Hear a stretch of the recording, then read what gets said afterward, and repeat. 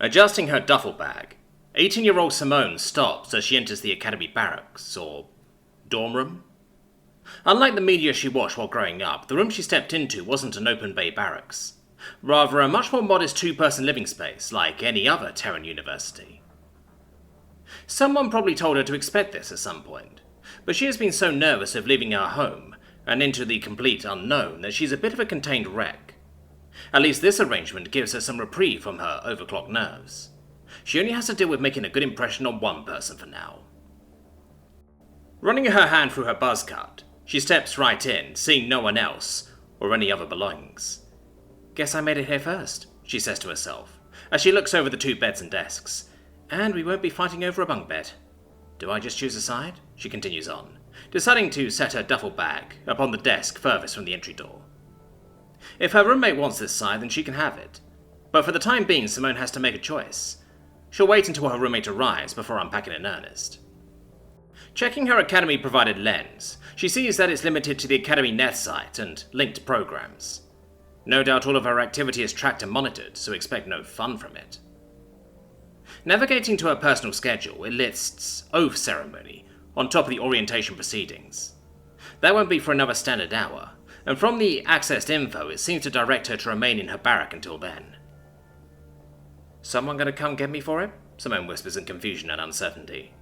The last thing she wants is to fuck up on her first day by missing the most important event.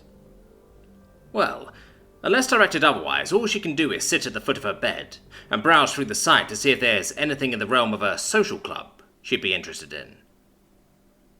After about 10 standard minutes, she hears soft, muffled voices just outside the door.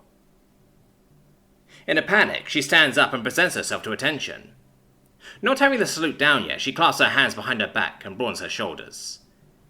"Here's we are," a man's voice cheerily speaks as the door slides open.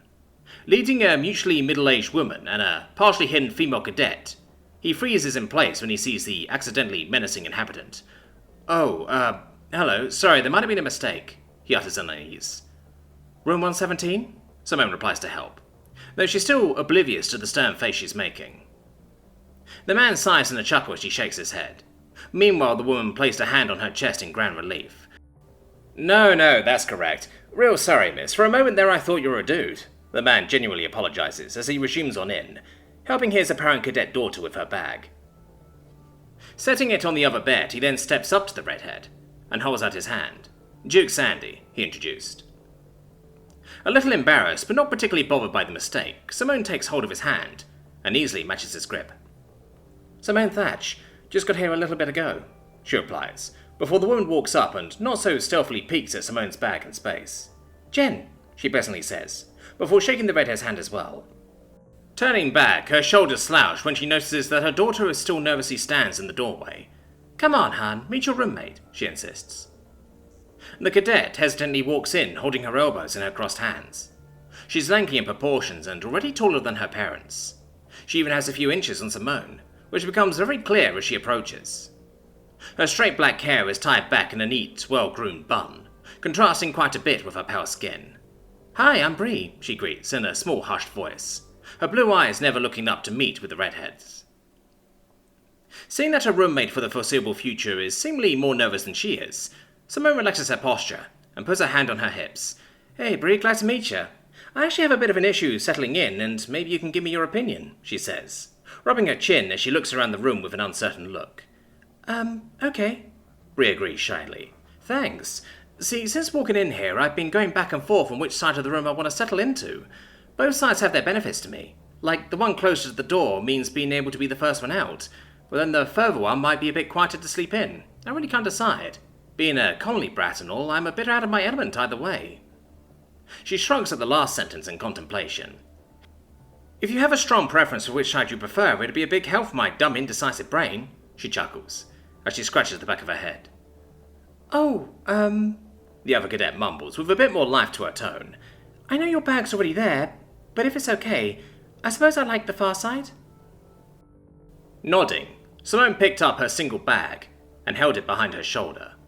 "Can do, thanks. Makes things so much easier," she said, before Bree's father and her switched the bag locations. "Oh, so you're from a colony then?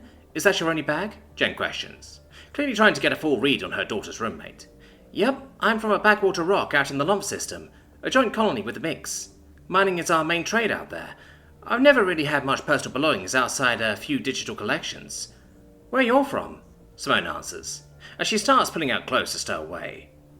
We're from Ares. I'm a lead cataloguer in the preservation department, Duke boasts with a smirk. Oh, the Red High World? That's really cool, the redhead replies, not knowing too much about the famed cataloguers of Ares. Military family at all? My father served as a Buzzer 812 engineer. It was actually through him and with Bree's Grays that she's been enrolled. If you don't mind me speculating, but you must come from military, right? Jen says. Well, yeah, kinda. My mum was, but I never really knew her. My dad owned a gym and taught physical conditioning for low gravity. I'm here 'cause, well, he's not around anymore either and the opportunity came. Why not, right? Simone brushed off, not wanting to think about it. But despite trying to not bring the mood down, the three others are silent, giving each other looks that hold an entire unspoken conversation. Simone, was it? We were thinking about running by somewhere nearby for something to eat before orientation starts. Would you like to join us? It would be a great way to kick off your time here, Jen offers. Thanks, but I'm okay, Simone responds. Oh, you sure? Jen presses. Yeah, I don't really have the credits to drop, and I think they want me to stay here until the oath ceremony, the redhead replies with a nonchalant shrug. Oh, don't worry, we can cover you. Consider a bribe to continue to be nice to our daughter, Jen jokes. Mum, Bree whines under her breath. I'm only fooling, sweetheart, Jen assures, before addressing Simone again. I'm willing to bet they just want you here so you're not wandering the premises all alone in the meantime. Do you like tacos? We noticed a small place just outside the campus. Simone bit at her cheek. Tacos did sound pretty amazing right now. And they were probably even better than the ones back at home. You know what? Bribe accepted. Very good, Cadet Thatch. Please speak up, the Union on our oath, the administrator orders, as her turn came up. It is simple and thankfully easy to remember, derived from a similar oath of the Terran's past. Though the old would be spoken after completing basic cadet training, this is now part of the earliest initiation. Although the process takes a while with their group of 30, each cadet is expected to recite the oath, all of whom did so more or less flawlessly. Even Bree, who Simone worried for, said it all without issue. The redhead couldn't help but glance over at a line of 5 seemingly high-ranked individuals standing to the side. All but one had exposed stony steady expressions, the exception being a woman with a simple metallic face-conforming mask. It's a very strange sight, especially since Simone can't think of the mask's purpose. Maybe it's a medical device of some kind, or some obscure tradition of the ceremony. Guess it doesn't really matter. Stepping up once more, Simone assumes the salute, almost messing it up immediately, but recovers to save face. I, Simone Thatch, will not lie, steal, or cheat, nor will I tolerate anyone who does. Furthermore, I resolve to do my duty and to live honourably. I swear it on Earth's memory, all who carried us to the present, and the Union's future among the stars, she vows, feeling a wave of pride as she does so. After being officially inducted and shown around the academy grounds, they met back up with Bree's parents for the family to say their farewells in their dorm. Simone pretended to not watch as Bree hugged her folks for an extended length of time, over and over making assurances that they will exchange vid calls and such. A small but sharp part inside Simone cannot but feel jealous. To see someone who still has her family is not the easiest thing to witness, but she knows it's unfair to hold that against Bree. Pulling away from his daughter, Davis moved over to shake Simone's hand once more. Take care, Simone. Hope you and Bree get along, he says in goodbye. Thanks. I think we will. Safe travels to you both, the redhead replies, giving Jen a nod and wave as well. From all the looks and exchanges, even Simone picks up that they are genuinely concerned for their daughter, specifically over something that wasn't just about how scary Simone initially came off as, but the redhead internally promises to keep an eye out for her roommate otherwise. She's incredibly shy, but clearly wants to be here. By the time the two cadets are finally alone, it's immediately awkwardly silent. Sitting on their mutual beds, both cadets seem to ponder over what to say, if anything. So, have any friends back home? Bree manages to ask. Yeah, a few. But I used to be their school bully, so it's a little weird, Simone admits with a shrug. Is it bad that was the initial vibe I got from you? You know, the cliché schoolyard bully? Bree giggles a bit guiltily. Nah, I know, Simone huffs in amusement. My dad helped me sort through my issues, though. Sorry for asking, but you really have no other family back home? Bree ventures, as she grabs a pillow to hug. Simone shakes her head. Nope. Close family friends, many of which looked after me after my dad died. But it was just me and him. Mum was out the moment I was born.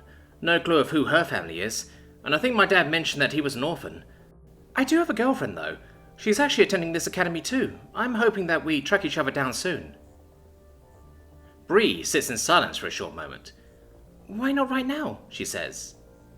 The redhead looks to her roommate with surprise. Wait, really? How? Well, assuming she has a lens and is in the system like we are, we can look her up and send her a direct message. The messaging isn't private though, so you'll have to be careful with what you say. Try to be sneaky about it, Bree explains with a dorky shrug. You're my hero, Bree, Simone praises in excitement, as she attempts to navigate the lens to the cadet messaging program. Looking up Sam, she quickly makes up a message to send. Okay, how does this sound? Hey Sam, how was your day? Did your oath ceremony go well? Well, after being settled in 117, I can confidently say I'm excited to be here. That is the opposite of sneaky, Bree informed. Maybe try something that isn't so obvious, like, instead of outright saying the room number, you work the numbers into the message. Do you think she would pick up on that? Right. She's a hell of a lot smarter than me, so it's worth a shot, Simone concedes, before retyping the message. Okay, how's this? Hey Sam, did your oath ceremony go well? I can't believe how big this place is. You take one step in the wrong direction, and I swear you can end up in 17 different rooms.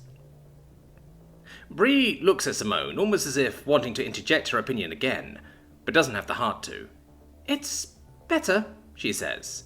Sent, Simone relays immediately. A few tense minutes go by before there's a response. Bree can tell when it happens when the redhead rockets up in an upright sitting position. So, what did she say? Bree asks, now almost as invested as Simone. It all went really well and I agree. If my music is ever too loud, don't be afraid to drop by next door to let me know. Cool? Simone reads, her eyes getting more and more wide. Before she finished speaking, she was up and moving to the door. Upon opening it, there are immediate arms wrapping themselves around her and pressing back into the room.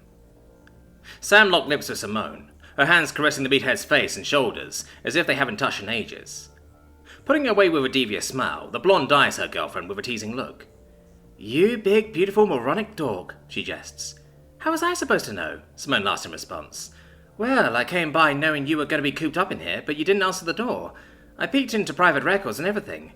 Much of the whiplash of realizing we'd be right next to each other, only to have you not there, Sam says as she makes a fake pouty lip. Oh, well, I was bribed to leave for free tacos, so, Simone explains as her face flushed. Lifting her eye tufts, Sam tilts her head to get a view of the third cadet in the room. Tux, huh?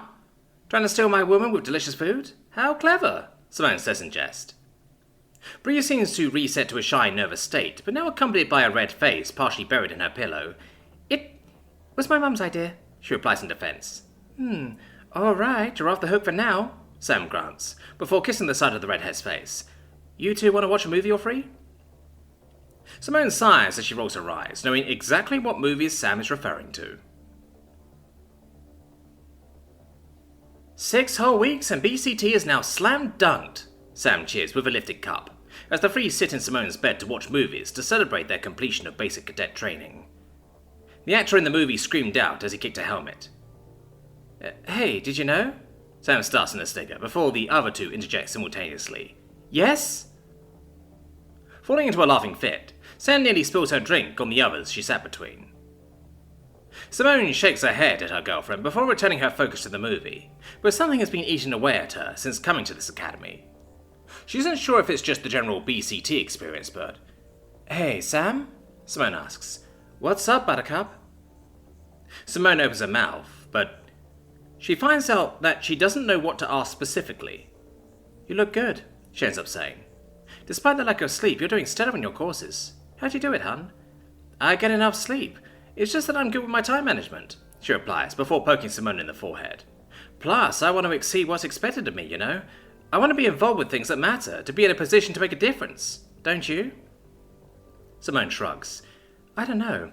I came here to figure that out. Not sure who I am or what I want, she admits freely. That's fair, Sam grants, as she looks to the now befriended roommate. And you, Bree? Got big plans? Kinda. Nothing like storming fortifications or anything like that. I'm not really cut out for that. But I'm in a similar boat, seeing where I end up. Let my opportunities take me to who knows where. I'm not the bravest person, but I guess like these movies, I still crave that adventure, Bree replies, giving the two others a glance. Adventure? You know what? Yeah. You both are kind of right. We're young and still have all the time to experiment with our lives. Find out who we are and make mistakes while we still can, Sam says, a new considering expression crossing her face. Leaning into Simone's ear, she begins to whisper a request. The redhead's emerald eyes expanded at what she's asked. Her face started to flush with vibrant red. That's, wow. I don't know, Sam. I mean, that's not really my thing. Like, I don't want things to get weird, you know. I don't even know how to ask her something like that, she responds. I already did, and she's totally for it. And she's not looking for anything serious, just casual. It's okay if you don't want to, but you only live once, right? Might as well try it, Sam responds. Simone bites at her cheek, her heart and mind now racing to sort out her own thoughts on the idea. I guess, Simone shrugs. Again, you can say no, Sam reminds. Is there something you really, really want? The redhead asks. Kinda, but only if you're cool with it too. I want you there. Always. Simone wakes up, the juvenile memories of her youth still very much fresh in her mind. Clasping her hands to her face, she grunts in exhaustion. So she was always She trails off to herself. Simone, I'm here. Chuck's voice perks up. Are you alright? Did you have another vision? The redhead removed her hands and hugged the princess standing by. Yeah, about my first freeway, Simone answers, with a voice that sounds half jest and relief. Oh, okay. A pleasant experience? Chuck replies, caught a bit off guard, unsure if it's a joke or not. It actually was, but thinking back on it with what I know now, kinda sours it, Simone says, still holding on to the Callie. Chuck is torn on what to say. The topic is very left field, and she ponders why her fiancé even admitted it. Even for Simone, she expected an immediate, thank goodness you're okay, or something along those lines. But then the Callie realised the grip around her was Simone saying such, without the need for words. There is something else troubling her terror at this moment. It clicks. Sam, and these other similar cyborg monstrosities. It's all striking at Simone where she's at her most scarred. Come, let's get you out of here, Chuck insists, as she hugs the Terran back with all the love in her two hearts. Yeah, how's everyone else? I mean, how long have I been out for? I wasn't hurt that bad, Simone asks, as she moves her legs to the ground, her head sluggish on recalling what happened right before she fell asleep. You haven't been out long at all. Nodrin and Miki are still undergoing treatment for their injuries. Brandy and Troy will wait here until they are ready to be released. You seem to have dozed off in the non-urgent recovery ward, Chuck teases a little, as she hooks her two sidearms with Simone's single. Oh, sorry, I don't even remember falling asleep, Simone replies, as she lets the princess guide her out to the medical facility, and out to a brand new shuttlecraft. Surprisingly, they don't exchange a single word until they walk into the new apartment. It is almost perfectly identical to the last unit, except it is mirrored and sports a general orange hue to everything. Devin sat at the centre circular couch with a whipped-together setup of electronics and datapads. Great work out there, he says in greeting. Simone wastes no time moving up to the sitting man from behind and wrapping him in grateful arms. He grunts from a bit of soreness, but allows it. Thanks, Devin, the redhead says in earnest. Princess did just as much. Saved my ass during the whole thing. She did real good, he replies with a roll of his eyes. Still, thanks for being there, Simone acknowledged with a hugging squeeze, before releasing the poor man. I'm going to lay down for a bit. Anything on Thorn yet? Nope, Devin reports with a nod. Rest up. You did good too. I'll order some food in for when the others come crawling in. Thanks, man. Chuck accompanies Simone to their new room, once again identical but mirrored. Hopefully we can actually use... Simone starts to comment, before she feels the power suit of the Callie pull her down to sit on the bed. Wow, the danger high is really getting you going, huh? She says, a bit surprised as the princess helps remove her boots and the exterior part of her uniform. Lay down, please, Chuck directs with gentle authority. Mentally working herself up to perform, Simone complies as she takes off her pants. Yes, ma'am, she says, but only now realizes the neutral expression on her fiancé's face. This isn't going where she assumed it is. Chuck disrobed as well, but kept a single layer on before crawling up next to Simone. Taking hold of her dear beloved's head, she gently brushes with the redhead's fur in comforting rhythms. I know we all experienced a perilous and uncertain moment of danger. There's much that needs to be discussed about it, but before all that, whatever is troubling you right now, I'd like to hear it. We have the time, the galley says soothingly. The redhead's first instinct is to brush it off, as it wasn't really important to everything else going on. But even as she mentally attempts to, the feelings don't just wipe away. She stares up at the ceiling for a good long while, her mind organizing itself enough to put it into words. I think, on some level, my brain is still panicking. Like in the background is a white noise. I'm expecting a panic attack to just hit me, and I kind of wish it would rather than sitting in anticipation. But there's more bothering me. Seeing things that could have once been my dearest friends, like Sam, I'm realizing that maybe she wasn't the person I thought she was, like for even longer than I thought, you know, Simone says. Yes, I understand, Chuck whispers, rubbing her head lovingly against Simone's. Back in my early days of the academy, I didn't see it at the time, but Sam was just pulling me along for herself and just whatever she wanted. If she would have talked to me about things beforehand and not on the spot, she knew I'd do anything for her, but she also knew how to push me in any way she wanted. She was selfish. Everything she did was for herself and what she wanted. I was just a means to get it. I understand now why she ended up the way she did, the redhead says. Tears of anger and relief break free from her eyes.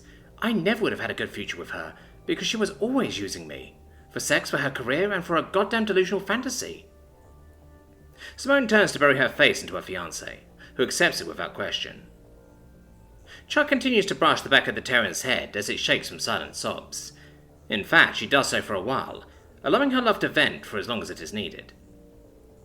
When Simone does come, her arms come up and gently hold her unsuited Callie. Thanks, Chuck, she says. Simone, the Callie says in a still concerned tone. Yeah? Do I push you like that sometimes? Please be honest and don't spare my feelings. I'll still love you without a single crack in the chitin. But if I'm doing something that hurts you, I wish to correct it, Chuck questions firmly. Simone pulls her face away to look at the princess utterly bewildered. No, of course not. What do you mean? You're nothing like her, she stammers in assurance. Do I not push you in similar ways? The big eye trick when we first met? The way I pushed myself onto you after admitting how I felt? Maybe I've been just as... Chuck explains, before tender Terran paws brace the size of her face. The difference is you actually love me, and despite everything I've been through, you've convinced me of that fact. Chuck, I'm not angry because she knew how to push my buttons. It's because of why she was doing it, to use me. Her new rained hell down from the fucking sky for me. You've seen the worst of me and helped me get better. Simone's crying face and voice slightly re-emerges, but she dares not break her eye contact. Like right now, Sam wouldn't do what you're doing. We would have just jumped into something like sex because you wouldn't have wanted to deal with me like this. You actually care, hun. That's why I want to marry you. You are an incredible person. It's true you're a horny bitch, but I love that. I love you. By the fucking stars, I love you so much. You pushed me to be a better person, to a better life. I'm a mom, Chuck. I'm a goddamn mom, and that's because of you. You prancing like a little idiot into that bar was the best thing that ever happened to me.